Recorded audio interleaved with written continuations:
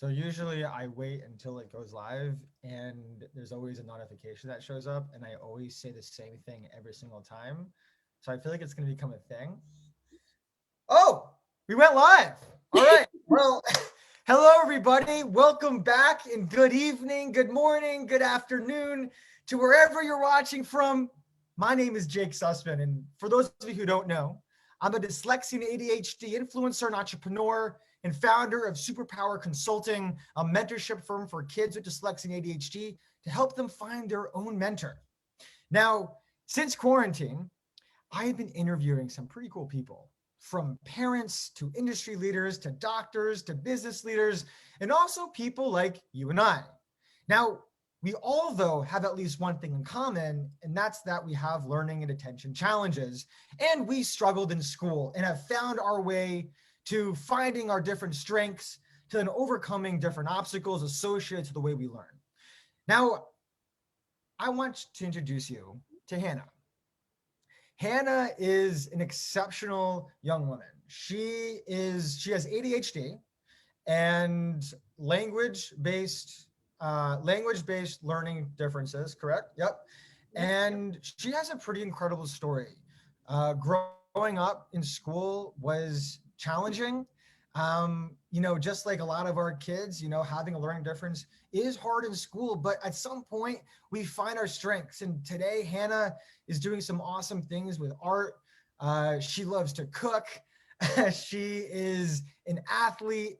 So I'm just so excited to introduce you to her because I think it's really important for us to get a chance to see the next generation and to hear how they've really hacked their ADHD. All right. So Hannah, welcome. Thank you for having me. You're welcome. It's an absolute pleasure. So for those of you also that are joining us, please let me know where you're watching from because there's nothing better than community.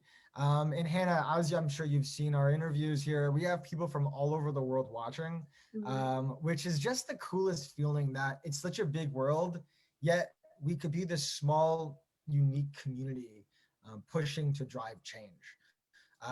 So let's get this started. So I want to like what's up? what I want to know a little bit like what are you up to today? And I want to go back to when you were younger. And like there's a lot of parents watching this whose kids are going through some tough times, especially with having a learning difference. So what was it like for you as a kid? So it's a pretty long story, like most other stories probably are. Also started when I was pretty young. I actually happened to be born and start growing up in Manhattan, and I moved out to Westchester when I was in the first grade. So I originally thought I was behind in reading because I was from a different school district, and I didn't really understand why some kids were able to read ahead of me.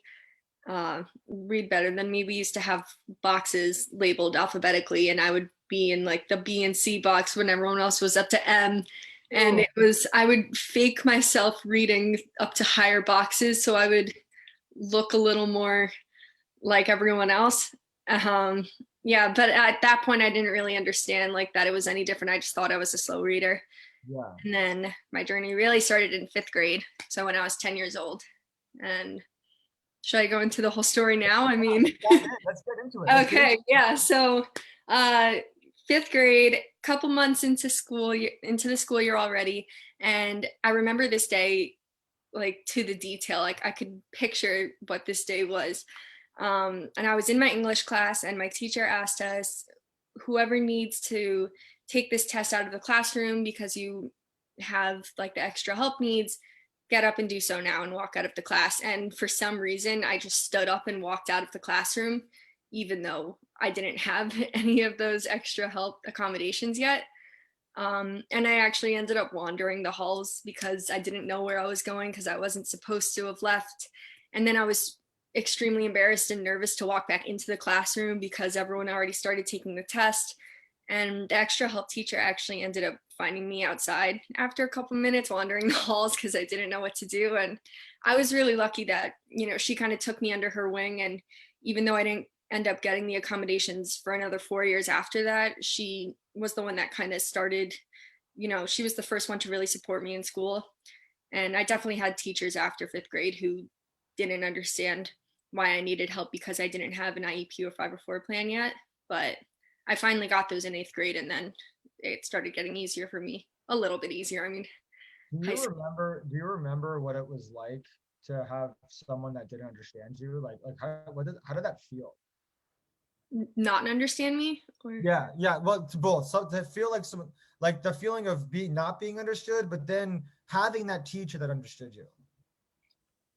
I mean, she understood more than I understood at that point because it was the beginning, it was the start of me actually, even me understanding that I needed help. Yeah. So she kind of helped shine a light on that for me and how I can help myself, which was really good to get that early on also.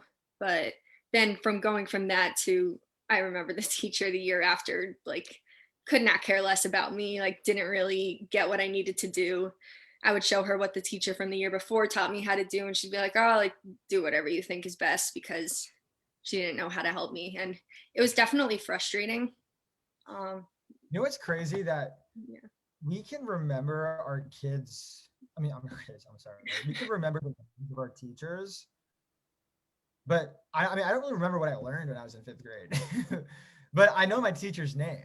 Do Yeah. you, isn't that crazy? Like, I feel like the relationship, depending on how the teacher impacted us, that's how we remember them. Hmm. Totally agree. Yeah, yeah. And I think there's something that that's kind of telling though, it's like we're so focused on academics. We're so focused on teaching, but at the end of the day, I don't remember the book I read in fifth grade. Although I did make an awesome Egyptian. We had to make pyramids and stuff, so I made an Egyptian pyramid of sugar cubes in fifth grade. That I won't forget. But also my teacher's name. So I think I don't know. Like, what do you think about that? I've actually had a conversation similar to that with a friend of mine now who's like a French teacher at a high school. She's my age, it's her first year teaching, and I had to kind of talk her into, out of doubting herself and saying, I remember the teachers that influenced me when I was younger, and I remember how important it was when I had a teacher who like really cared and really showed that they cared. And Hmm. yeah, I mean, that's why I feel like maybe it's the easiest to remember those teachers from so long ago. It's like I can remember them really trying to help me with the project, even if I don't remember what the project was. Yeah, So, yeah. Can you recall a time when you were um like did you, the way your learning difference, did it impact you socially? um, it's kind of, I don't know if I would say it directly impacted it. I was kind of a shy kid when I was younger. So I would, like, I'm a very friendly person, but it's hard to make friends right away. But I think having so many different kinds of outlets helped me be friendly with everyone. Like, I wasn't just labeled like an athlete or an art kid. Like, so it kind of, I feel like that kind of helped me, like my hobbies outside of school. Yeah, yeah. No, I get that. So what are your hobbies? Like, what are you doing now? Like, because I know I talk about this all the time, but the importance of finding our kids outlets is so critical, because when we're in a low point, look, we both struggled in school, and that's why this type of conversation is so important, because we don't, a lot of parents may not know what their kids are experiencing from their kids, and we were there, and now we have a voice, right? So what, I know that you're an artist. When did you find art? I actually found it pretty young. I have two aunts that happen to be artists, so like when I was hanging out with my cousins, the hangout spot for us was in the art studio, and we would do a lot of cartoon drawing and watercolor. And then in the summers we got into jewelry making, and we would try to sell it, like have a jewelry stand instead of a lemonade stand, and just little things like that. And I really didn't appreciate it more until I was in school, because I did have a good connection with my art teacher. Um, in middle school and high school, I actually happened to have the same teacher all 8 years, which sounds What? ridiculous. But yeah, Well, that was a good because teacher. he moved up, he ended up moving up into the high school like at the same time I did. And I was mainly photography, and he's a very digital person, and he happened to be the photography teacher. So I got really lucky in that. But yeah, it Yeah, definitely, it started, my interest in it started young, and then I appreciated it more as I grew up. right. What do you like to draw? What's your thing? Um, I'm very colorful, abstract. If you looked at any of my work, it's all rainbows and splatter paint and fun stuff like Do that. any I of, I want to know keep it light. for our audience, for our parents watching, are your kids into art? And if so, I want to know what kind, because to explore what our kids' interests are can reveal a lot about just who they are and why they like the things that they do. Okay. And for you, Hannah, I mean, you like you like to draw. What does that mean, abstract art? It's a little more of, focusing on shapes and colors rather than drawing a face.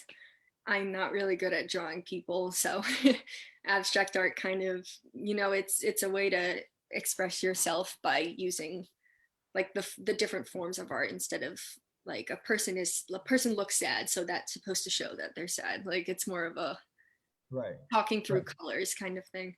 Whoa. Wait, that's actually so cool. And do you think your ADHD helped with that? I would definitely hyper focus on it, which is You know the what thing with hyperfocus? What is ADHD. hyperfocus? You get extremely focused. So not many people actually know that kids with ADD and ADHD do this because they think it's mostly a distracting thing, which definitely plays a big part of it because I would definitely be one of the more distracted kids in class. But when you actually really enjoy something and you really try to put your focus on it, like I mean, 2 years ago, I would spend 8 hours in the painting studio because I didn't want to walk away. That's so crazy. People think, I think the stigma with ADHD is that you can't focus. Mm-hmm. Most people with ADHD say, "Oh, I can't focus," but like actually, it's like the opposite. When you find something you really love, I think it's the opposite. Well, of course. Yeah. But don't you feel like, isn't that like that with everyone though? Like who would want to focus on something you're not interested in, Right. right? And I think with people with ADHD, it's really a type of superpower. It's like your ability to hone in on a task so intensely that time doesn't exist. To me, that's like, what is that? That it's so cool. But I Mm-hmm. feel I think a lot of kids are just they're they just see it more as a disability than anything. Mm-hmm. What would you say to those kids? You kind of have to grow into it, like everything else about your personality. You don't really, you may not even realize who you actually are until you're a lot older. I still don't know who I am, and I'm 23 years old. I Um, know who I am, and I'm 25 years old. All right. yeah. So I mean, it's just one of those things. Like I kind of think of it as a personality trait. Like you kind of gotta learn to grow with it and figure out how to mix it a part of who you are. It's like all strengths.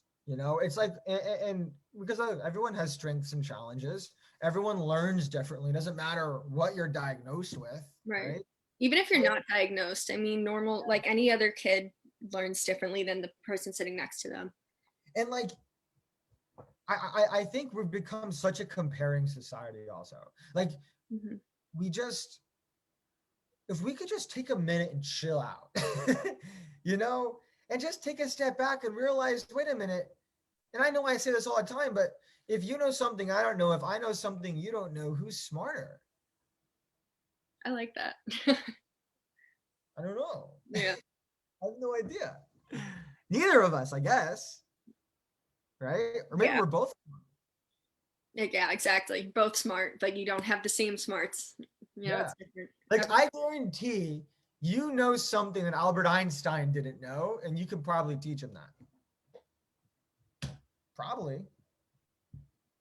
I don't know. Yeah. Okay, so art. What else? What else do you do? Are you into sports? Yes, I played volleyball and soccer.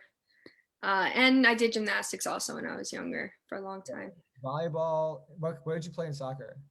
I was actually a goalie and a defender. I think actually I've heard this from doctors, um, but usually positions in sports that require like immediate attention instead of like a long-term attention, like someone with ADD would be good as a goalie. Like even as a volleyball player, I'm a middle blocker and a hitter because it's like quick attention span Oh wait, kind of that's activities, which I thought was well, kind of interesting, but yeah.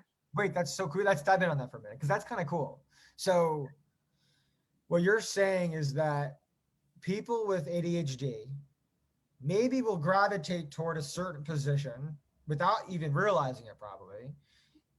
But it makes sense. I mean, if you're a goalie, you got one focus. You don't, maybe you can stand there and pick your nose and look at the sky, but like, but like, you Which really you have needed, one you needed. Yeah. focus, you know? Hmm. It's so funny because I was the opposite. I loved being like the forward, or in basketball, I like to be the one running up and down because if I stayed still, I'd get distracted. It happens. I mean, I guess so. Um, okay, so I find it really cool that all of your different interests have kind of aligned. So, could there be an align like could it all align? Like, you love volleyball. What position did you play in volleyball? I was in the front middle, so that's a middle blocker and hitter. What does that mean? Uh, if a ball is being spiked over the net from the other side, I have to be the first line of defense to stop it. And because I'm also in the front row, I also get to spike a ball, which is fun. Which is like the most fun. Yes. Yeah, you have volleyball players watching this. I don't have kids that are volleyball players here.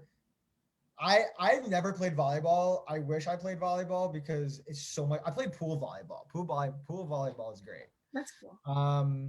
So by the way, for all those who are just new tuning in, if you do have questions for Hannah, or for myself, please feel free to ask away. Again, I want you to imagine Hannah like the older version of your kid, right? What would you want to ask? What would you want to know? Okay, this is such a unique opportunity. Um, okay, so you're an athlete, you like art, and you have ADHD. And at what point in school did you realize that your ADHD wasn't holding you back? Like at what point did you realize that? Like, what was your turning point in school that a once disability became into an ability? Um, so I actually was extremely lucky to have met a teacher in high school. I actually met her my freshman year, got to know her a lot more my junior and senior year, and she actually became kind of a mentor to me, Hmm. which is kind of, like promoting I'll be a good mentor, but no, I really reaped the Talk benefits about of that. having one. Yeah. It really made a difference to me. She was like a school mom to me. Um, she definitely helped, she was like the second teacher in a class that would help the students with like IEP and 504 plans, but she really became someone that I trusted, and I still talk to her now. Like I'll send her a little, like, hey, I just graduated kind of thing, when something big happens. And I definitely I definitely learned a lot from having her there. And I think I completely not blame, but I put all of my praise on her for getting me into college. Like I really think she's the one that did that for me. Right. Right. Yeah. I think that's like you had your person, and like I want to like transition this into the conversation of mentoring because there's being a mentor. You're not and you're I know that you mentor for Superpower Consulting, and you work with kids with ADHD and dyslexia that are going through kind of what you went through, right? Hmm. um, and why are you a mentor? Like, why do you want to be a mentor? That's a good question. So I mean, I once I got to know more about, like, the more I learned about superpower meant like being a superpower mentor, the more I loved. I really think that this should have been a thing so long ago. I mean, me and all the other mentors could have benefited from it. Again, I was actually kind of lucky to have someone who was a mentor to myself, but I just want to be able to pass that along now. And especially during COVID, I actually, I had the time and I wanted to put the time to like the best I could use. This Yeah. is English is hard. I wanted to No, put no, my time towards you something know what? important. The best thing about no, honestly, the best thing about being in this space is that we all get passes for like stupid spelling mistakes. I'll say something, I'll write something, and all of a sudden, like 5 people would message me being like, just letting you know that like you made a spelling mistake. Just like, like just want to look out for you. Yeah. No, honestly, like I think what you're saying is great because it's someone that could just guide you, you know? Mhm. Someone that could just be that person, that sounding board. And I just want to also acknowledge you in your story because look, like it's kind of scary to go out there and share your story to Facebook or to people. But look, like there is a lot when it comes to sharing. And that's what you're putting out there. That's what I'm putting out there. That's our missions. You're helping people understand that it's okay to share. Mhm. And that's everything, really. Mhm. It really, it doesn't make you that different. Like you may see yourself as being completely different from everyone else around you, but it shouldn't be looked at as something bad about yourself. Yeah. That's what I think. And of course, I feel like most of people's stories start out in middle school, and that's already an awkward time as is. So to add something like a learning disability on top of that is always going to be harder, but it really shouldn't hold you back because being unique is so much better than being just like everyone else. Right. Right. Yeah. That's so true. I love that. And I think, wait, can you say that one last time? I want to repeat because it was so good. Say it one more time. Being unique is better than being just like everyone else. Hear that? That's true. Yeah, it's right. It's right. Like, let's embrace our uniqueness. We don't want to be normal. And I know that when you're in school, you don't want to be different because you don't want to be made fun of, right? Or be isolated from your peers. But that's what makes us awesome is that we have unique skills and talents that we could bring to the table. But with that are other challenges. Mhm. And that's just what it is. So I wanted to ask you, um, you know, I like to ask certain people if they were, if you were to go back in time, uh, what kind of advice would you want to give yourself? Um, and I'm just so curious, like, what advice would you want to give yourself? And you're welcome to share it. You're more than welcome to just kind of speak it out. It's up to you. But I just think it's important that some of our kids that are going through what you went through can hear that side. Mhm. Right. Yeah, I mean, I guess I would tell myself, especially middle school me, um, it's a weird time. You're Middle gonna school. be fine in the end. Everything might seem like, the world, like the sky is falling, but it's really not, and it's gonna make you a better person. Uh, you're gonna grow stronger because of everything that you've went through. So you just got to keep pushing. And yeah, I don't know. I mean, Yeah, again, like I'm still in moments now where I have to tell myself this. Like it's definitely, it's yeah, you have it with you for life, but I know that I'm a better person because of everything that I went through. So yeah. I don't regret anything that's happened, even the really bad stuff. By the way, like, first of all, that's awesome. that's awesome advice. And it's your story, Anna. You know, Yeah. but it's not just yours. There are other kids also, which I just think is, it's just so, it's just so inspiring, really, really. It's kind of nice to know that there's other people out there too. Like obviously it might suck for them right now, like how wherever they are in life, or it might be really amazing for them right now, like however their life is going. But at least it's nice to know that there's other people out there who like there might be a mini me out there and I have no idea. Absolutely, absolutely. Okay, so I want to know, um, what is, what would you say is your superpower? My superpower. Um, I'm extremely organized and an extreme perfectionist. I think that actually works to my advantage. I actually, besides being a mentor for you, I also just got another job as Ooh. a research coordinator at a medical hospital. Thank you. And my job is actually to organize people's schedules and lives. So I think that that's definitely my superpower. I really don't mind being in charge of other people's, you know, daily routines.